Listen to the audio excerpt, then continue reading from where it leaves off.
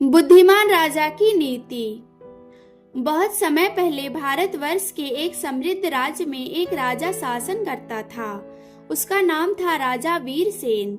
राजा वीरसेन केवल अपनी वीरता के लिए ही नहीं, बल्कि अपनी बुद्धि, धैर्य और नीति के लिए भी पूरे देश में प्रसिद्ध था। उसका राज्य धन धान्य से भरा हुआ था, प्रजा सुखी थी और न्याय व्यवस्था मजबूत थी। लेकिन राजा जानता था कि केवल ताकत से नहीं, बल्कि सही नीति से ही राज्य लंबे समय तक सुरक्षित रहता है। राजा वीरसेन रोज सुबह सूर्योदय से पहले उठता, स्नान करता और कुछ समय एकांत में बैठकर सोचता, आज मेरे किसी निर्णय से मेरी प्रजा को दुख ना पहुँचे।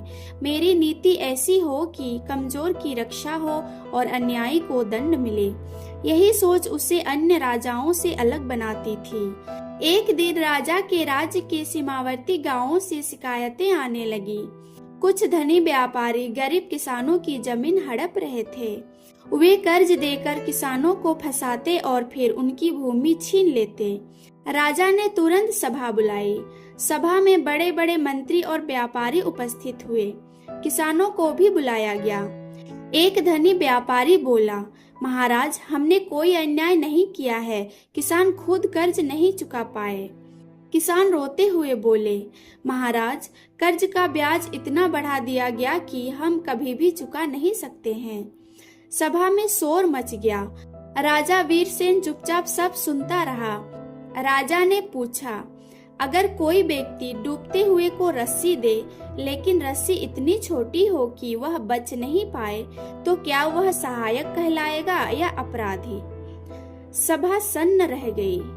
राजा बोला, कर्ज देना सहायता है, लेकिन ऐसा कर्ज जो चुकाया ही ना जा सके, वह सहायता नहीं, शोषण है। राजा ने आदेश दिया, पहला, किसान से लिया गया ब्याज सीमित होगा। दूसरा, जबरन जमीन हड़पना अपराध माना जाएगा। तीसरा, दोषी व्यापारियों को दंड मिलेगा। व्यापारी भयभीत हो गए। किसानों की आंखों में आशा लौट आई। कुछ व्यापारी राजा की नीति से नाराज हो गए। उन्होंने पड़ोसी राज्य के शासक से मिलकर राजा को हटाने की योजना बनाई। राजा को गुप्तचरों से यह खबर मिल गई।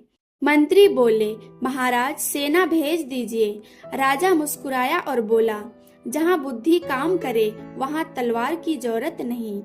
राजा ने उन व्यापारियों को सभा में बुलाया और सम्मान दिया। उन्हें लगा राजा सब भूल गया है। उसी समय राजा ने उनके हस्ताक्षर से व्यापारिक नियम लिखवाए, जो बाद में उनके खिलाफ सबूत बने। जब व्यापारी विद्रोह के लिए उठे, राजा ने वे दस्तावेज जनता के सामने रख दिए। जनता ने व्यापारियों का साथ छोड़ दिया। विद्रोह बिना युद्ध ही समाप्त हो गया।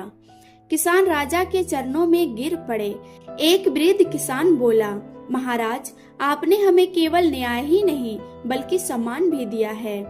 राजा बोला, राजा वही होता है जो सिंहासन से नहीं, नीति से शासन करे। राजा वीरसेन ने अपने पुत्र को बुलाया और कहा, बेटा, याद रखना, ताकत से राज्य जीता जाता है, लेकिन नीति से राज्य बचाया जाता है।